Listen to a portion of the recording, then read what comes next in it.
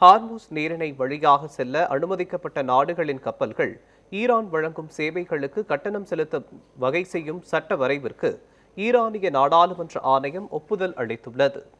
Iran போர் தொடங்கியதில் இருந்து சரக்கு கப்பல் போக்குவரத்தின் முக்கிய கடல் வழியான ஹார்முஸ் நீரிணை முடக்கப்பட்டுள்ளது. இதனால் எரிசக்தி விநியோகத்தில் இடையூறுகள் ஏற்பட்டுள்ள நிலையில் ஹார்முஸ் நீரிணை வழியாக செல்ல அனுமதிக்கப்பட்ட நாடுகளின் கப்பல்கள் ஈரான் வழங்கும் சேவைகளுக்கு கட்டணம் செலுத்த வகை செய்யும் சட்ட வரைவிற்கு ஈரான் நாடாளுமன்றத்தின் தேசிய பாதுகாப்பு மற்றும் வெளியுறவு கொள்கை ஆணையம் ஒப்புதல் அளித்துள்ளது.